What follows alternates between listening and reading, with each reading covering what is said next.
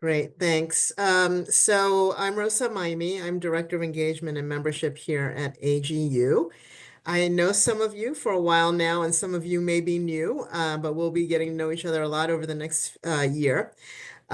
So this meeting is specifically around the section leader role from an operational perspective, a little different than your council role.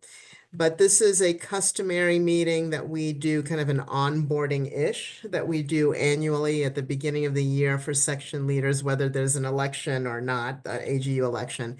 But this year, I know we have some new folks because of last year's election. But again, this focuses in particular on operational support and resources and how we can connect with you, connect you as section leaders to each other. And also, I want to mention that, we recognize, as we go through this, we recognize that these are really unusual times. Things are moving rapidly. We are, AGU, continues to work to determine how we can best help and support the community at this particular time and long term. And we hear you. We're mobilizing. We know there's a council meeting next week where you may have already gotten an agenda for that from Cheryl, and that's where there'll be more opportunity to kind of talk about these things. But I didn't want you to think we just kind of, as we're doing our usual, hey, let's talk about sections and operational support, that we're kind of have our head in the sand and not understanding kind of the situation we're in. But there will be some opportunity to talk next week. And we do appreciate you joining us today and your work, in addition to, again, turning around next week and having yet another meeting with AGU. So with that, I wanted to take a quick look at the agenda, and then we'll take down the slides and kind of introduce ourselves to each other. So we'll continue on with the welcome. We'll talk about a section leader journey. We did some work last year to talk to section leaders, including, I think, some of you who are on this call, about kind of the journey and what the role is as a section leader, a little separate from council. We'll talk a little bit about some of the kind of deep dive things. There are a lot of there are a lot of operational things that sections do in leading their sections, but the ones that kind of rise to the top, we'll focus on a little bit here: finance and development, then some tools and resources we'll talk about. But why don't we take down the slides and say hey to each other. So good to see you. We are going to put some prompts in the chat to help you if you want to think about how to introduce yourselves. And I'll ask staff as we go around and do our presentations, we'll introduce ourselves then. To make it a little easier, I'm just going to call out who I see on the screen. So Andrew, I see you first. So do you want to say hi to everybody?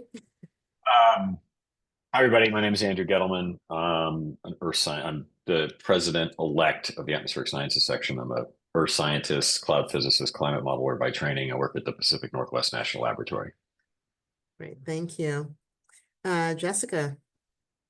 Hi, I'm Jessica Oster. I'm the new president-elect for the Paleo section.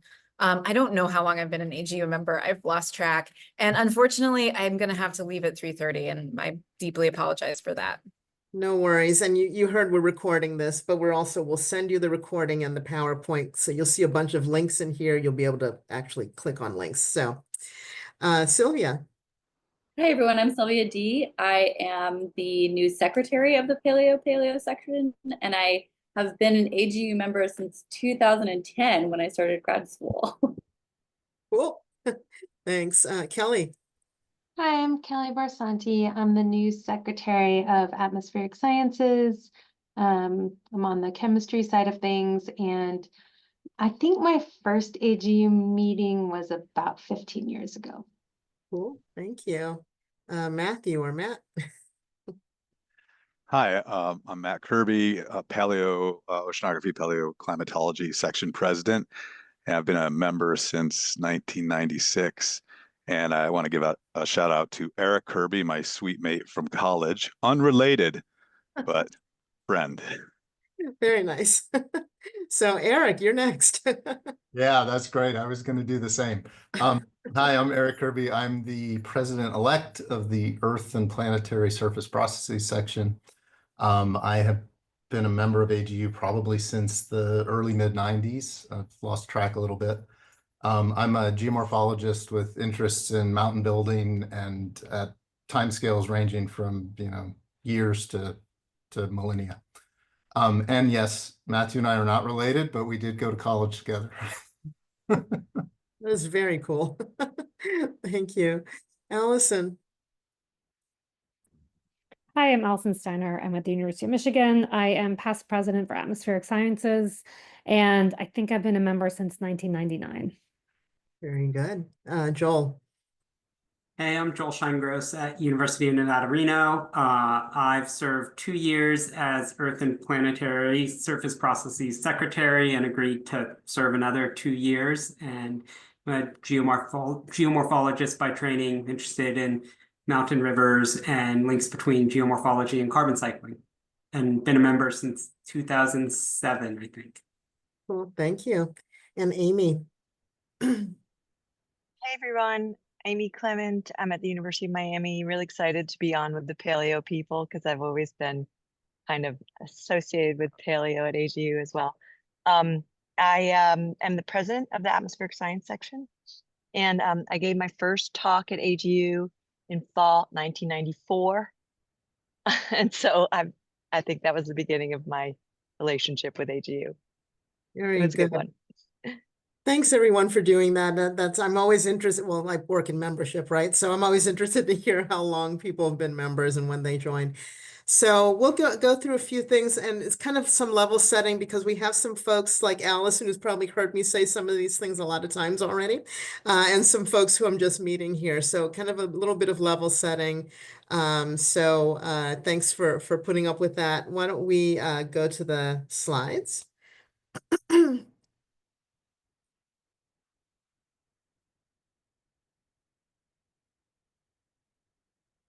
Oh, Josh, you're able to bring those up? I'm not seeing anything. One moment, my computer just did a little clicked out of it. Sorry about that.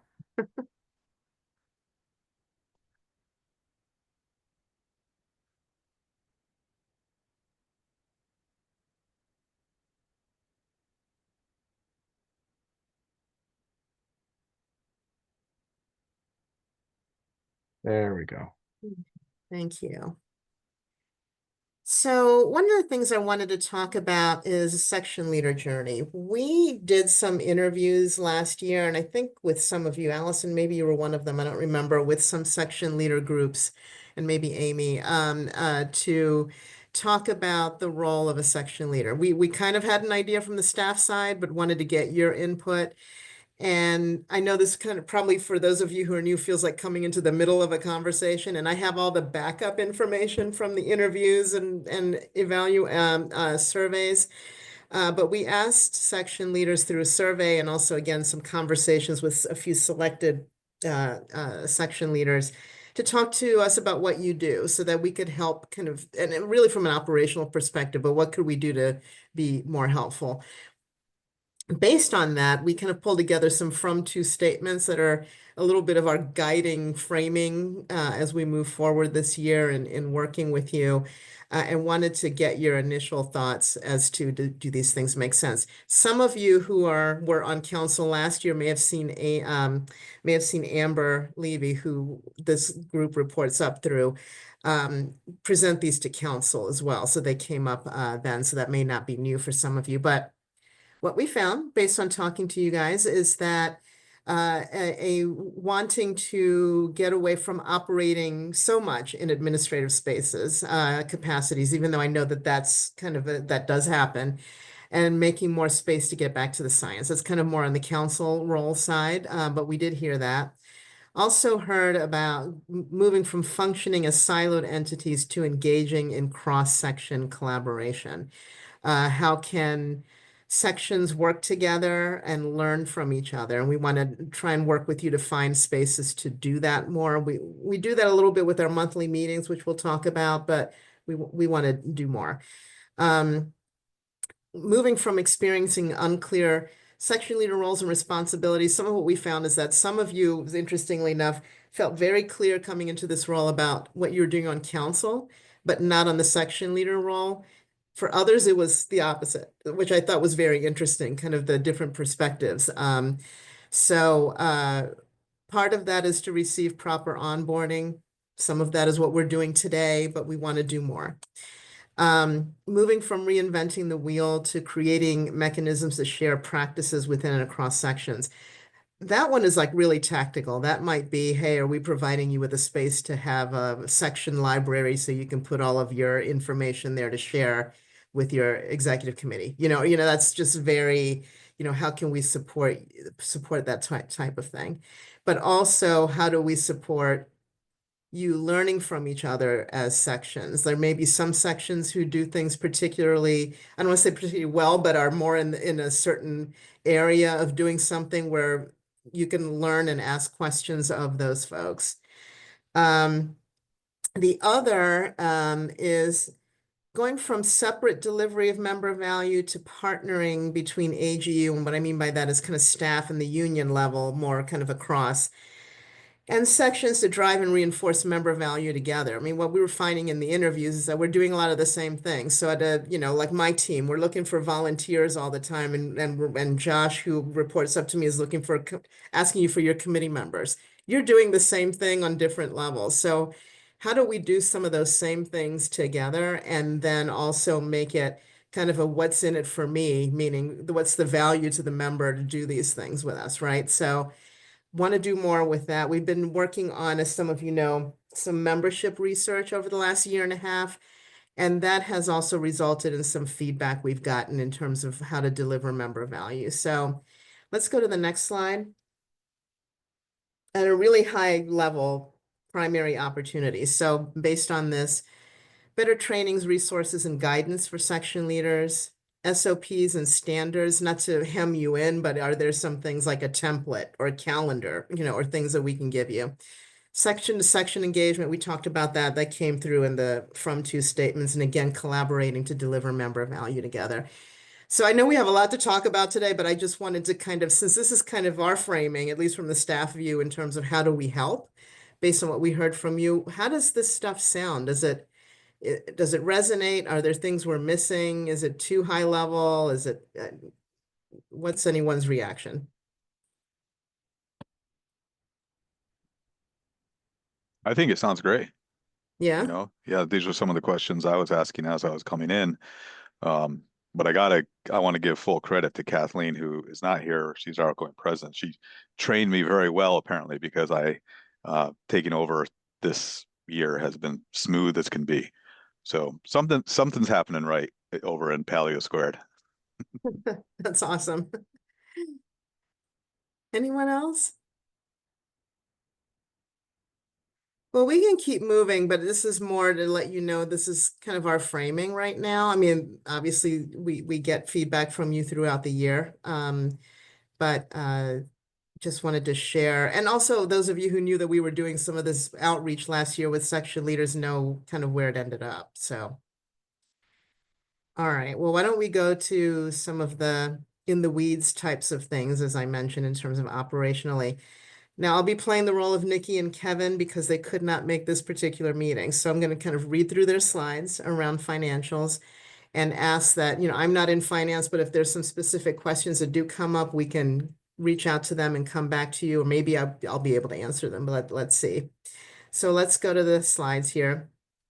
So things to know: how AGU contributes to your section. There's an incentive program, a $50 subsidy, kind of based on ticket sales for AGU events, and receiving up to $5K. This is the board designated funds based on your student activity spend.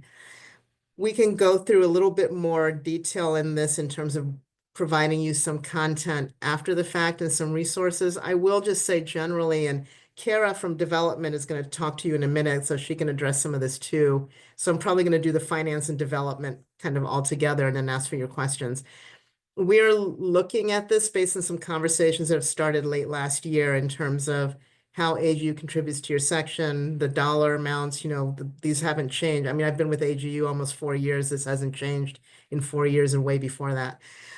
So are there some things that we need to be looking at? The incentive program, which Kara, maybe you can talk about, as I'm not as familiar, but I think that there's like a threshold there, and only a few sections have ever met it to be able to take advantage of it. So we're instead of spending a lot of time on it, we're going to kind of relook at some of those things.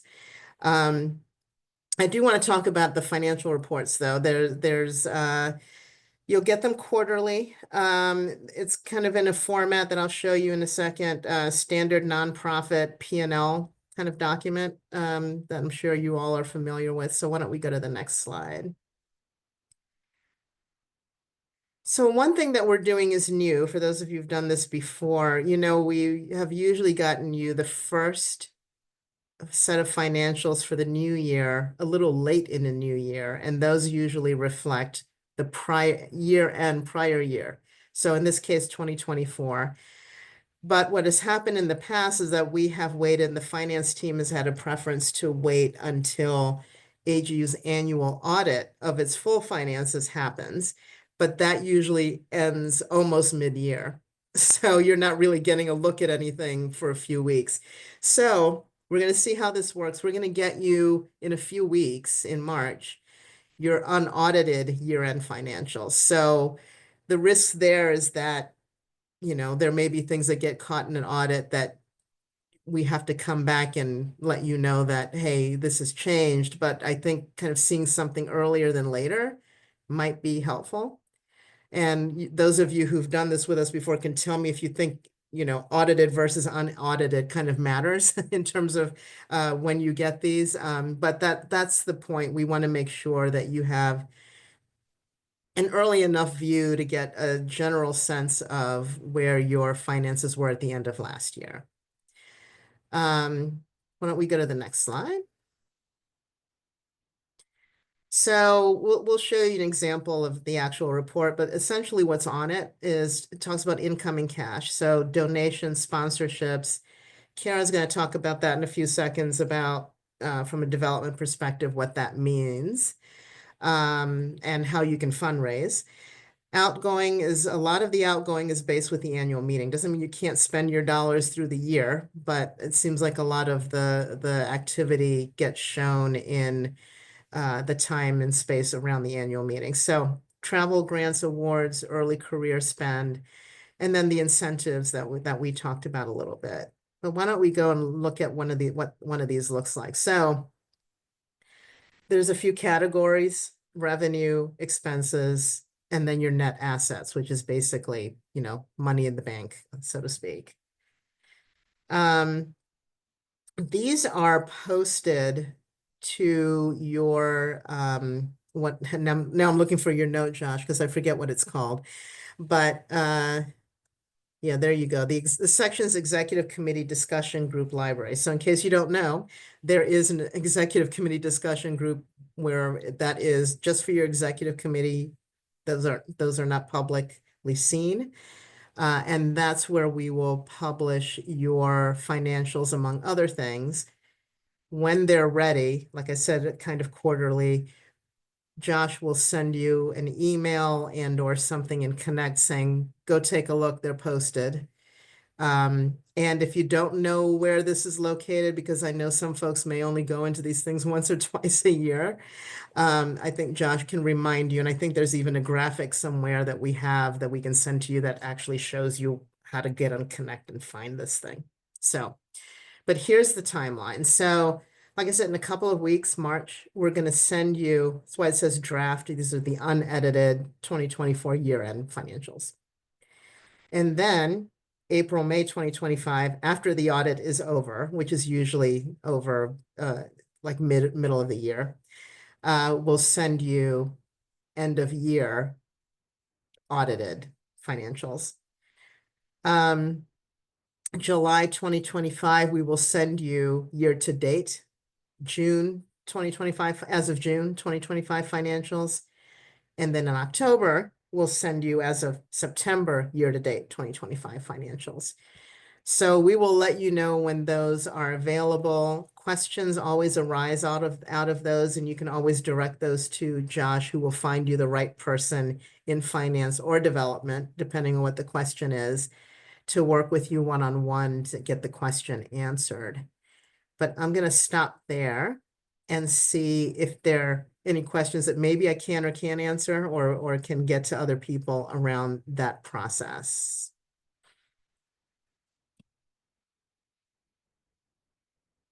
All right, then I'm going to go quickly to Kara because these are related, meaning the development information. So we've got Kara, who's our Director of Development, who will let you know kind of how we work with you from that perspective. Kara. Thanks, Rosa. So, as Rosa stated, nice to meet you all virtually. My name is Kara Green. I'm the Director of Development on the fundraising team here at AGU. And on the left-hand side of the slide, you'll see my colleagues on the development team. Regarding any questions that you may have, please feel free to reach out to Tracy Lamondu, who's listed on the slide. She's our Vice President in Development, or myself. That we're gonna go over a lot of information as you're gathering already today. So as you're working throughout the year with your committees and planning for the AGU 25 and things like that, if any questions arise, or if you have any specific questions after this presentation that we don't touch base on, please reach out to Tracy or I or both of us, and we're happy to answer via email or hop on a call or Zoom or Teams with you to make sure that we get you the right answer. So I'm going to start off talking about section funds, which Rosa touched base a little bit on when she was reviewing finance. Again, contributions, also known as donations or gifts. We refer to them in a couple different ways here at AGU. They will show up on your quarterly budget reports. So, sorry, I just had the question pop up in chat. So we will, this is essentially your section fund that each section has, which funds are directly attributed to your section. Some sections also have designated funds, which is essentially a sub-fund that goes into your overall section fund. And the example that I'll use today is that the Biogeosciences Diversity, Equity, and Inclusion Committee has a separate sub-fund, as we'll call it, our section designated fund. So some sections, when you receive your financial report, you'll see that, and that's essentially what that is. It's just a different fund that goes towards this specific purpose, in this example, a committee. And happy to, if you see that on your section report, please reach out to finance or myself or Tracy. We're happy to answer any questions regarding that, as well as the parameters around the funding. So next, let's talk about soliciting your membership, or essentially reaching out to your membership and encouraging them to give. So there's a couple different ways you could do this. You could, we have canned newsletter language as well as canned language for social media that we're happy to give you and work with you on. And with that, we could also create specific section links as well as giving sites. And this is because if you go to the agu.org main page and click donate, it lists all of the AGU funds, and we have quite a bit. But if you would like a specific link that goes back to your section fund, and we could also list your section designated funds or sub funds on there if you have any, we can make you a specific link that you can put on your AGU Connect site. You could put in your newsletter, social media, things like that. So it goes directly to your section fund if somebody makes a gift or donation. And then lastly, we could also work with your section leadership and membership on special initiatives. The example I'll use today is that the education section does something each year towards the annual meeting. They typically send out an email campaign in the fall called Honor an Educator. And for this, they ask their membership to nominate an educator that's made an impact on their life, somebody in the section, typically, and then they also ask them to make a gift or donation along with that. So that's something that we could work with you on. If you have any specific questions or ideas that come up in your meetings, again, please reach out. Excuse me. And lastly, I did want to touch base on section support sponsorship. So this is essentially reaching out and working with corporations or organizations for funding that would directly support your section programming. Typically, we see sections use gifts from corporations for section events, or also we see a lot of funding from corporations that sections get that go to travel grants for student and early career attendees for AGU. from your section. So again, I'm happy to talk through this process if you have a connection with a corporation that your section's been working with. We have some sections that have longstanding relationships with some organizations, or if you have an organization in mind that maybe you've worked with in a different avenue and you have questions about reaching out, do we just ask that you reach out to development first so we could make sure that we have all the processes in place and are aware of it. We do have specific levels for section sponsorships. They go up to $5,000. And with that, there's specific benefits for sponsors that are rolled into that. So that's on AGU Connect, and we'll also be emailing that out to you. But again, I know it's a lot of information. So once you start working with the corporation, we ask that you reach out to development so we could be aware of it, and we can go from there to ensure that the relationship is good for both you and for the corporation. And Josh is going to drop some links in the chat now. So the, excuse me, the two policies that I did want to bring to your attention are the gift acceptance policy. This is an overall organization policy that outlines how AGU accept gifts or processes, as well as our endowment policy for awareness. And the other policy is the organizational support policy. So this goes hand in hand with section support sponsorships and working with corporations. This outlines how AGU works with those corporations and the types of gifts that we will accept from corporations.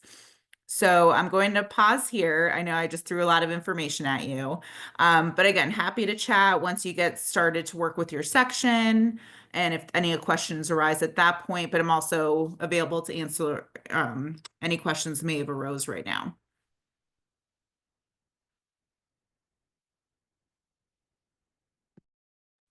Any comments or questions? I suspect that as these things come in front of you, like when you want to start fundraising and when you see the financials, which may prompt you to want to do fundraising, that you'll have a bunch of questions for us. So we're ready for that too. But all right. Well, why don't we talk a little bit about tools and resources? Some of you may be very aware of these and use them, and some of you this may be new. So again, a little bit of level setting, and sorry if there's some redundancies for some folks. But Josh, you want to go ahead and talk about these? Hi, everyone. As most of you know, I am Josh McKee. I'm the section support coordinator. I serve as the liaison between the sections and AGU. If there's anything you need, feel free to reach out to me. Even if you're trying to get a hold of someone else at AGU and you're not sure of their email, you can send me an email and I will point you in the right direction. And I'm going to send in the chat group the section help inbox email address. So if you ever have a question, you can send it to there, and Rose and I both have access to that inbox, and someone will be able to help you. Okay, so this document is something that the governance team put together to explain the different meetings between council and the section leader support meetings. They'll go more into this for those of you who are going to the council meeting next week. So I don't want to go into too much detail, but you will see at the bottom is the section leader call, which are the calls that Rosa and I host. And then here are those same calls, the monthly section leader support calls. These are the dates and times for each of the calls that we're going to have this year. Please note that the calendar invites will be going out tomorrow after our last orientation call. So I wanted to give you a heads up before I bombard your inbox with all those invites. Apologies ahead of time. So these calls are an opportunity for section leaders to get together to share ideas, share any best practices that they've learned about, and also an opportunity for AGU to get out information to the sections that we feel are important.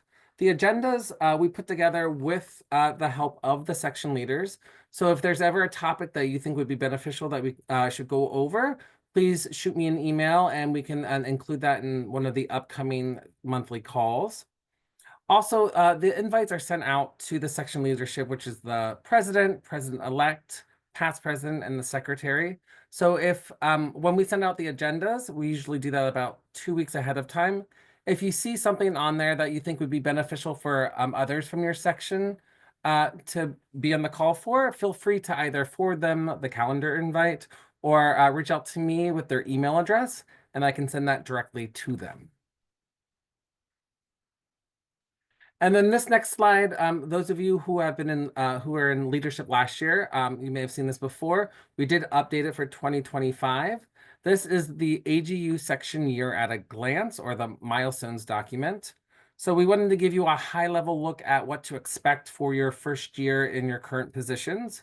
So these are broke up into the 4 quarters, and then we have a row for each of the big topics. The first one is AGU 25. So in Q2, that's when we'll start working on the section event survey for AGU 25. And then the next row are the honors. The honors, we have when you submit your UMAP sections and fellows nominations, honors review, committee orientation, and honors announcements. And then the next row is the section leader calls. Again, those are those monthly calls where the dates and were shared with you in the previous slide. And then we have the council. So we have currently we have 2 dates that have been determined for council, one in Q1 and one in Q4. Q2 and Q3 are still TBD. So we will update this document as soon as those have been confirmed and get that out to you. And then the last row is ongoing things. So these are things that we don't have a specific due date for, but we selected times that we thought would be beneficial for sections to start reviewing these things. Those are things like newsletters, your section websites, your committee rosters, sponsorships. So if you have a question on any of those, feel free to reach out to me. I'm sure you'll be getting a lot of information from me shortly with all this stuff as well. Josh, can I ask a quick question? Yeah, absolutely. I saw there was some chat where folks were asking about extending the deadline for honors nominations, just because I think so many of us have been distracted with everything that's going on with federal funding, and there were concerns that people just didn't have the bandwidth to get the nominations together in time. And I was wondering if that's something that AGU is considering doing. Yeah, this is Rosa, and actually it's one of the areas that's also overseen in this group, but we're looking at that. But I will mention, customarily unadvertised, unannounced, we always, if someone asks, we especially in the first round, we almost always give an extension if someone asks. Okay. So I would say in the short term, send us an email and be specific about what it is, and because some people send partial nominations and then they're like, can I have a few more days? So for now, I would say, yeah, we'll keep that practice and feel free to share that. But in terms of something that's a little more broadly announced, I don't know yet. So yeah. Okay. Well, I'll share it under the table to folks I know who are putting on. Okay. Thanks. Yeah. So here is a list of some of the resources that you can use to assist in your outreach to your the members affiliated with your section. I did want to let you know that I will provide tutorials on these resources that will go into further detail, and I'll talk a little bit more about that in one of the upcoming slides. So this first one here is AGU Connect. This is your open networking and collaboration platform, and each section has their own community. There's also one for the section leadership. And then you're able to do surveys. If you do want AGU to put together a survey for you, I wanted to let you know we use Microsoft Forms. So if you need one of those, let me know and come to me with your questions and your responses to your questions ready, and then we can put that together for you. And mostly, I believe they're shared either through Connect or newsletters, but you have other options as well. You're not limited to those. Speaking of newsletters, if you opt to get your to have AGU distribute your newsletters, which I think most sections do, newsletters are distributed every Monday. So please have your drafts to us by Wednesday at 4 p.m. And once I receive your draft of your newsletter, I send that over to the communications team, and they build out your newsletter, and then they'll send me the final draft, which I'll share with you for approval. So all edits and the final approval need to be made by 4 p.m. on Friday. And if there's any change with the scheduling for newsletters, I will put out a post in the section leadership group in AGU Connect. Then next here we have section websites. So section leaders and your web editors are free to customize your websites as you see fit. Content is mostly discretionary, but AGU may partner with sections to ensure accuracy and consistency of information. So be sure to list your web editors on your section committee rosters. That way I know to give them access to your website. And in the chat here, I'm gonna send out a link that lists all of the section websites. So feel free, if you don't know your link, you can go to this and find yours, or if you want to get ideas for your website, you're able to view some of the other sections as well. And then the last one we have here are webinars. You are able to host webinars through AGU's 2 platforms. We use GoToWebinars and Zoom. GoToWebinars is a bit more secure, but Zoom is a little easier to use, and that one's much more popular with sections. So if you're interested in hosting one of your webinars on our platforms, I do ask that you let us know at least a month in advance. So that will give us an opportunity to make sure we have someone on staff who's able to cover your event to help with logistics. And when you reach out to me, I will send you the intake form, which lists all the information I need to create your webinars. So just get that back to me and I can have those created. And then next up, we have the section support updates. First is the section committee rosters, which I referenced earlier. These are due on March 14th. And in case you're unaware, the section committee rosters are documents where you record your members selected to serve on the different committee positions. And you also record their term dates on this document. These rosters are maintained by section leadership. However, AGU uses the rosters to update our records. Your completed rosters are due on the 14th. I originally sent out the information on them at the beginning of the year, which include the links to each roster. So if you no longer have that email or you're not sure what the link is for your roster, let me know and I can resend that to you. And then here is the how-to video tutorials, which I referenced earlier as well. I've listed here some of the topics that I put together that I will be creating tutorials on. So there's how to navigate and update your section website, creating newsletters, webinars, surveys, and checking out your section financials. If there's anything else that you would like me to create a tutorial on, feel free to send me an email and I'll start working on those for you. And then at the bottom of the slide, I have listed the section help inbox again. So if anyone has any questions on that information, let me know.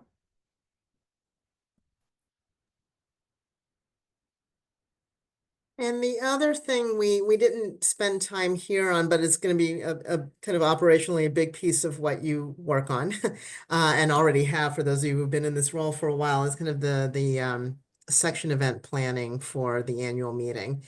And I mentioned that because if you remember that earlier slide of kind of milestones, probably as early as next month, we will be Josh, the royal we, and we'll be reaching out to you all, asking you for some initial information about how your section has a presence at the annual meeting.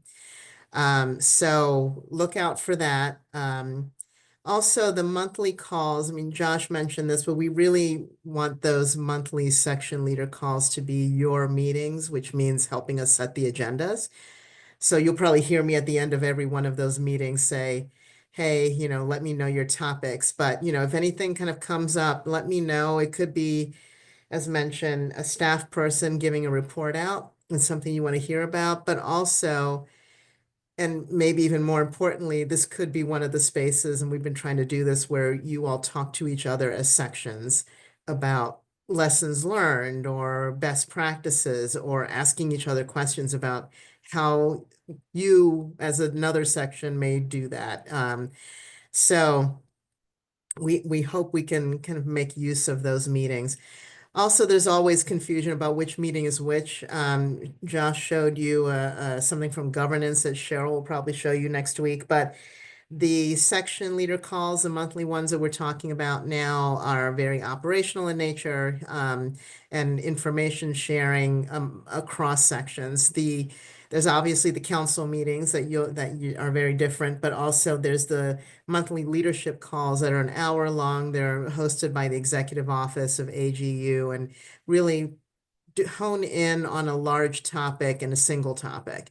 We usually in the section leader calls have several topics and that we cram into an hour, but and those leadership calls are, broad based and maybe about advocacy or maybe about a certain issue, or publications will come in and talk about their processes. So a little bit different, but I know confusing when you get a boatload of meeting invites from us. So, but if you're never sure, or if you're not sure, just email us and we can clarify.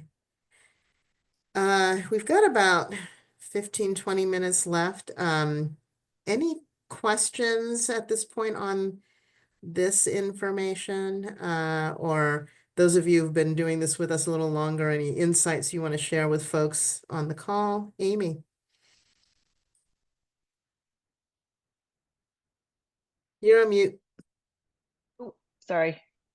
I'm moving because I'm I'm at home and other people, anyway. Sorry. So one thing I just wanted to mention, because we had our section executive committee meeting yesterday, there were 2 items that we wanted to just raise. We don't have to discuss them here. I just want to make sure they get pinned somehow. Is one question was about how different sections are handling their DEI committees if they have them. And there's been a lot of historically cross-section interaction around that. And so that may be a council topic next week, but also I think that is something where the sections can communicate and share. And then the other thing that came up for us was website. And thank you for putting those links in the website.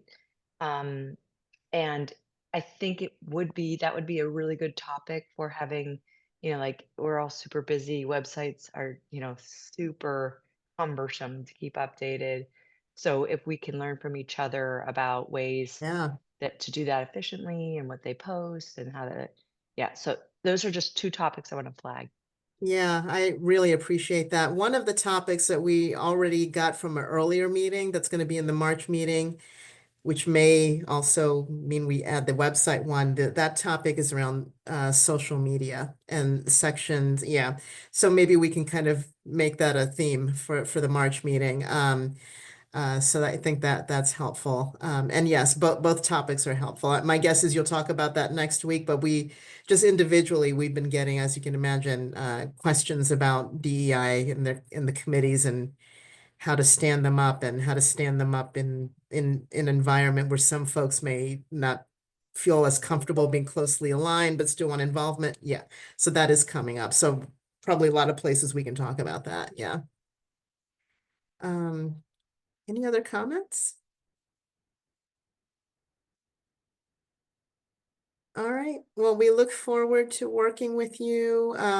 My hope is this year, even more than last year, as we do more things and maybe have more tools and resources, or the delivering member value piece, that maybe Josh and I can reach out to you and try some things, test some things in terms of member experiences, and always concerned about asking for more volunteer time because you all do so much, but we will probably reach out in that regard as well. So I guess we'll let you go unless you have anything, but thank you so much for spending your time, and have a good meeting next week. I know it's a lot of AGU time.